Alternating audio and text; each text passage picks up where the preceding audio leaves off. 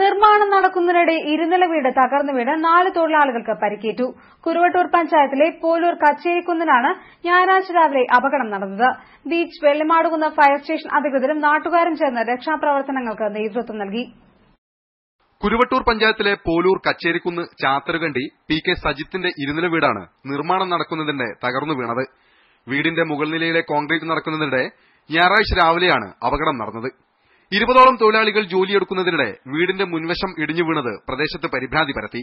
ജോലിക്ക് മേൽനോട്ടം വഹിക്കുന്ന അനിൽകുമാർ അടക്കം 4 പേരെ നാട്ടുകാർ രക്ഷപ്പെടുത്തുകയായിരുന്നു. ഇവർ പരിക്കുകളോടെ ചികിത്സയിലാണ്. നാട്ടുകാർ വിവരമറിയിച്ചതിനെ തുടർന്ന് ബീച്ച്, വെള്ളിമാടുകുന്ന് എന്നിവിടങ്ങളിൽ നിന്ന് അഗ്നിശമന സേനാംഗങ്ങൾ സ്ഥലത്തെത്തി.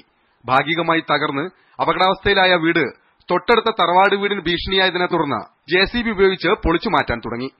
ഇതിനിടെ അപ്രതീക്ഷിതമായി വീടിന്റെ മുകൾ ഭാഗം പൂർണ്ണമായും ഇടിഞ്ഞു വീണത് പരിഭ്രാന്തിക്കിടയാക്കി.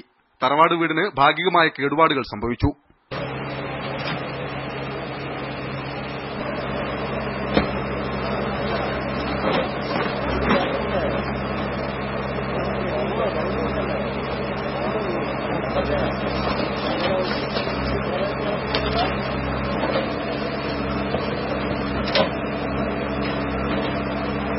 ജില്ലയിൽ തമ്പടിച്ച ദുരന്ത നിവാരണ സേനയെ വിവരമറിയിച്ചിട്ടും സ്ഥലത്തെത്താത്തതിൽ നാട്ടുകാർ അസംതൃപ്തി പ്രകടിപ്പിച്ചു.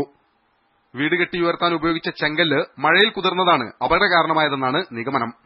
ഉദ്ദേശം 6 ലക്ഷത്തോളം രൂപയുടെ നഷ്ടം കണക്കാക്കുന്നു. ന്യൂസ് ബ്യൂറോ, പറമ്പിൽ ബസാർ.